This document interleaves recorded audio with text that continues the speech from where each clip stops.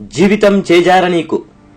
Apple company సృష్టికర్త, ప్రపంచ మేధావుల్లో ఒకరైన స్టీవ్ జాబ్స్ ఆస్పత్రిలో తన ఆఖరి రోజుల్లో డైరీలో రాసుకున్న మాటలు. వ్యాపార జగత్తులో శిఖరాన్ని చేరాను నేను. విజయానికి ప్రతీకగా నిలిచాను.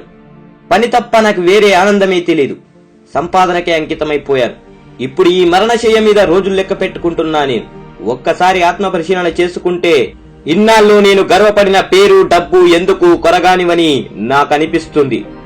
ఈ నిశిరాత్రిలో నా ప్రాణాలు నిలిపేందుకు అమర్చిన యంత్రాలు చేసే శబ్దంలో నాకు మృత్యు దేవత ఊపిరి చప్పుడు వినిపిస్తోంది. నాకిప్పుడు అనిపిస్తుంది, జీవితంలో సరిపడా డబ్బు సంపాదించాక మనం ఆలోచించాల్సిన విషయాలు వేరే ఉన్నాయి. కలలు, అనుబంధాలు, చిన్నపాటి కలలు, కోరికలు, సేవ, ఇలా డబ్బు కవతల చాలా ప్రపంచం ఉంది.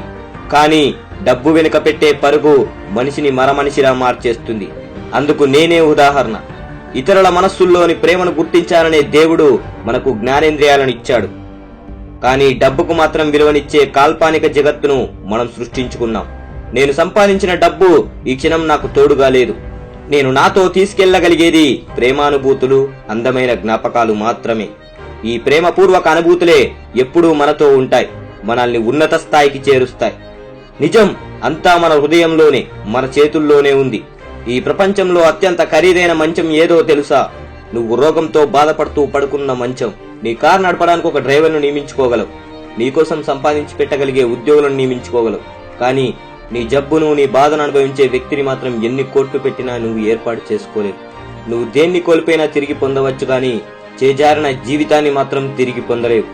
జీవితంలో ఈ రోజు మనం ఎంత గొప్ప స్థితిలో ఉన్నా కథ ముగిసే రోజు, తెరపడే రోజు ఒకటి వస్తుంది. అప్పుడు ఎంత ఆరాటపడినా కాలం వెనక్కి వెళ్ళదు. అందుకే కాస్త ముందే కళ్ళు తెరువు. డబ్బును కాదు, నీ కుటుంబాన్ని ప్రేమించు, నీ స్నేహితులను ప్రేమించు, నీ తోటి వారికి సహాయం చెయ్యి. నీ, నా అనే తారతమ్యం లేకుండా అందరినీ అభిమానించు. నీకు పరిచయం లేకపోయిన ధనికుల్ని నా వాళ్ళు అని, నీ వాళ్ళైన పేదవారిని నీకు తెలియనట్లుగా ఉండకూడదు. ఆనందంగా జీవించు. జై హింద్.